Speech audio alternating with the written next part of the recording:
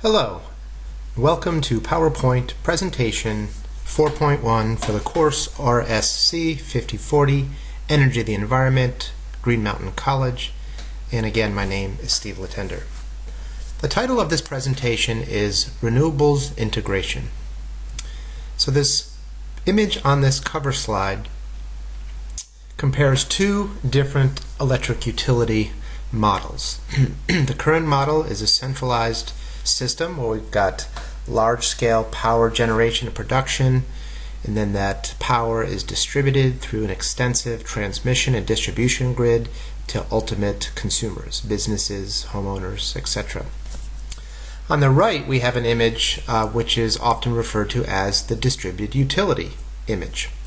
And this is a new vision of a utility system that, in addition to centralized power production, it's augmented with a host of distributed energy technologies, from rooftop solar to wind to energy storage systems, etc. So by and large, this concept of a sustainable energy future, most analysts look at this future as one characterized with distributed energy systems. And there is quite a bit of talk among utility industry and others about this transition from a central station power framework to a new distributed power system framework. And a lot of this is referenced in some of the readings this week in the presentation by Amory Lovins on Reinventing Fire.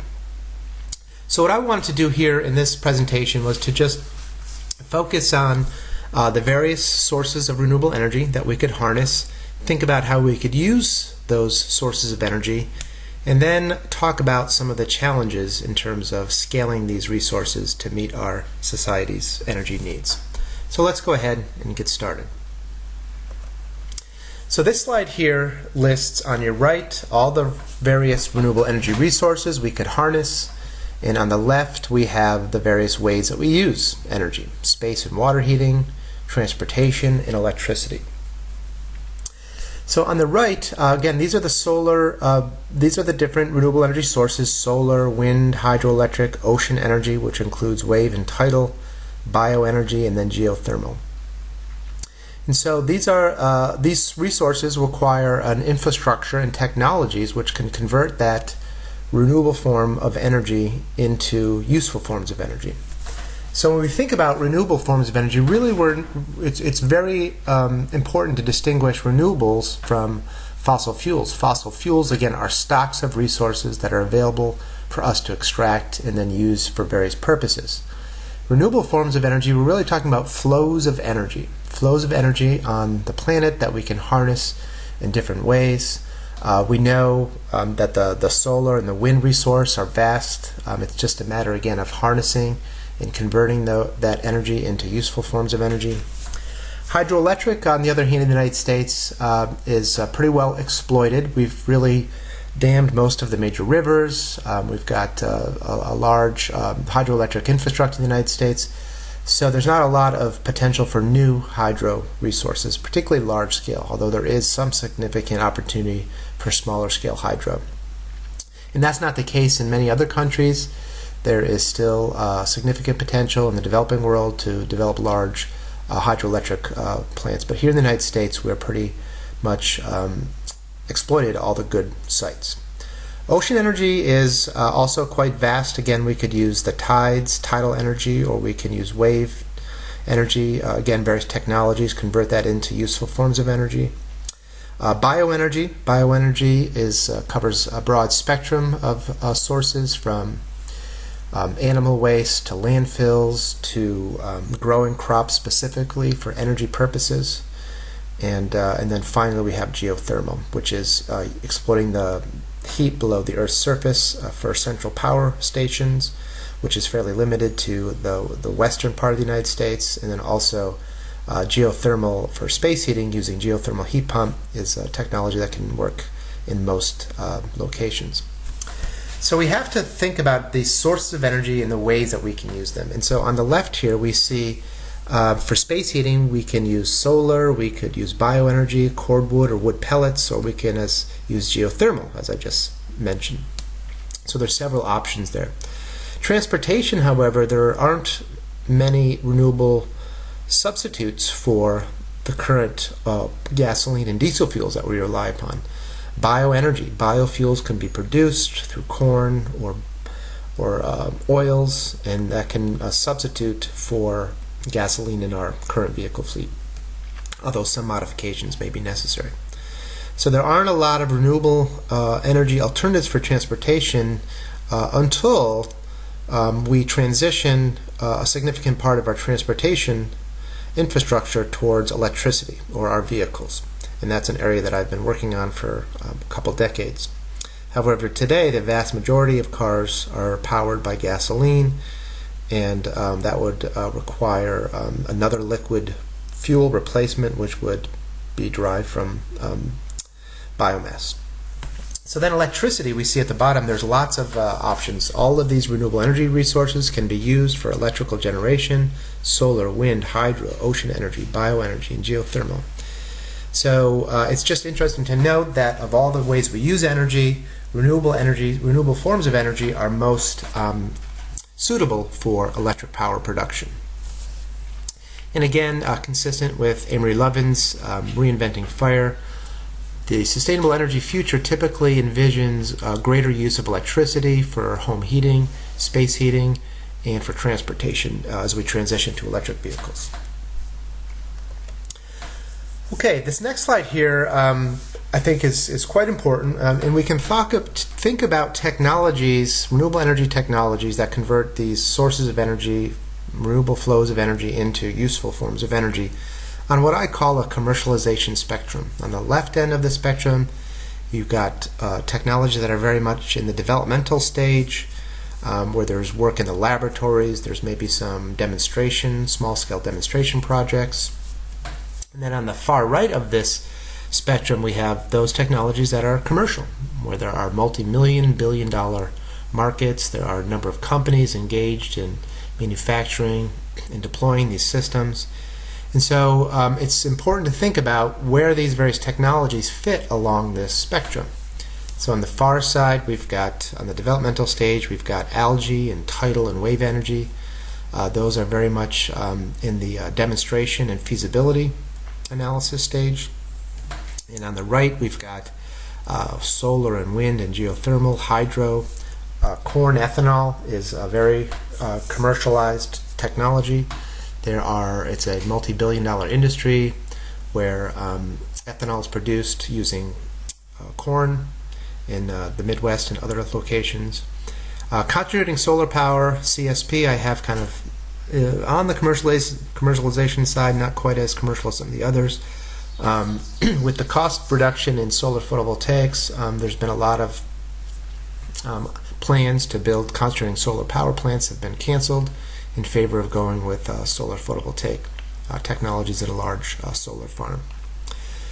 So those technologies that are now currently commercial and that have huge resource potential, in my view, are the resources that we should be really emphasizing so we can transition as quickly as possible to a lower carbon future.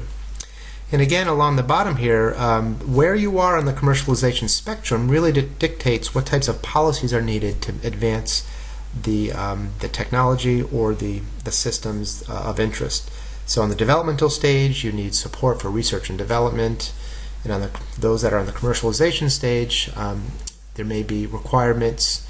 The markets may not automatically select these technologies, so there may be renewable portfolio standards or programs that allow homeowners to install distributed solar or other distributed technologies at their homes, requiring net metering and interconnection standards. And again, this week you'll be focusing on those particular policies and regulations within your state as part of the assignment for this week. So this next chart here, again, most of the renewable energy technologies are really linked to electricity production, and so this is important to focus on kind of how is the grid managed on a minute-by-minute, hourly, and daily basis. And so electricity, of course, is this unusual commodity that is produced and consumed at the same time. We don't have the ability to store electricity, large amounts, cost-effectively. So the central grid operators are 24/7, 365 matching supply and demand. As the demand for electricity increases, they're turning on power plants to meet that demand. So there's this whole second to second, minute to minute, making sure that supply and demand is matched, and that's called frequency response regulation. And then there's matching supply and demand in a longer term, 10-minute to 30-minute time frame, and utilities call that load following. And then the day-to-day management requires planning ahead, just projecting what your load will be for electricity, and then planning the generators that will provide that power at least cost to consumers. So one of the challenges, if you think about wind and solar, are vast potential, and those technologies are now quite commercialized. The challenge is the intermittency challenge. So the power system is organized around production of blocks and consumption of blocks planned on an hourly basis. The challenge with these intermittent resources is that the wind can vary throughout the day. Solar, the output of a solar photovoltaic system can vary from minute by minute based on cloud cover, and of course it varies throughout the day given the time of day, and then solar resource also varies seasonally. So solar and wind, commercial, vast potential, difficult to integrate into our existing power system. So what I want to do here in this final slide is just talk about some of the strategies that are being developed to deal with this intermittency challenge. And this is something I'm of particular interest in and have done some research in this area. So the first point is that at low penetrations with small amounts of solar and wind on a regional grid, the impacts are the effects of intermittency are really quite minimal.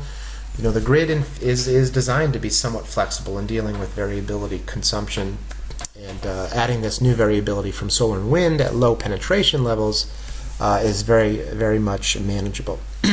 However, as solar and wind become a significant part of a regional grid, even 2, 3, 5%, then at that point there may be certain times during the year when the intermittency can cause challenges for grid operators in terms of maintaining the reliability of the grid.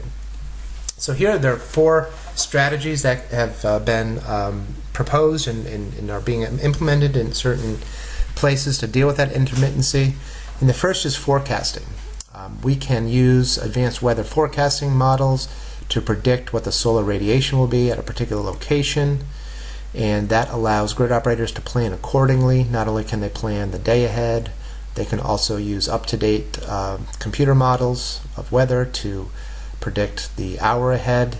And then there's also techniques using satellite cloud cover data to predict the impact of clouds on a solar photovoltaic farm even 5, 10, 15 minutes in advance of power production. So this forecasting is a powerful tool to deal with this intermittency. It allows you to forecast what the output will be from these various renewable energy systems, and then the grid operators can plan accordingly. Another important strategy is integrating renewable energy systems on an integrated grid in a geographically dispersed area. And the idea is here, if you've got a large integrated grid, and you've got wind farms that are maybe hundreds of miles apart from each other, the changes in wind are unlikely to affect all of those systems simultaneously. So this geographic diversity or geographic spread really helps to diminish the impact of the variability of wind and solar output, and there's been a number of studies which have demonstrated the value that can have to the system. And a third strategy here would be what we call responsive demand. So you could have certain loads, electric vehicle charging or air conditioning loads that would respond to changes in solar or wind output. And this would be part of a larger smart grid strategy. And again, this is part of Amory Lovin's Reinventing Fire, creating a more flexible, resilient grid that can respond to changes in production from intermittent resources, including solar and wind. And then finally, we could have transmission level storage or distributed storage systems. And storage, we do not have much of that today on the grid because it is quite expensive. There's been a huge talk as of late about the opportunity for grid level storage. Tesla Motor Companies just recently announced their Tesla Powerwall, which is an in-home energy storage system, which has come in at a pretty reasonable price. But again, it would be take some time and even further price reductions to make distributed energy storage systems cost effective. But there is a lot of interest and effort into this area. So what it does is it allows you to smooth the fluctuating supply from solar and wind. If you have a storage, you can buffer that changes in output. And again, it's an effective strategy to deal with this intermittency challenge. So again, to conclude here, solar and wind are the most commercial of the renewable energy technologies with the vast resource potential. And of course, given the intermittent nature of these resources, it creates challenges as integrating them into our existing grid system, although there are a number of strategies that are being developed to address that challenge. So with that, we will conclude.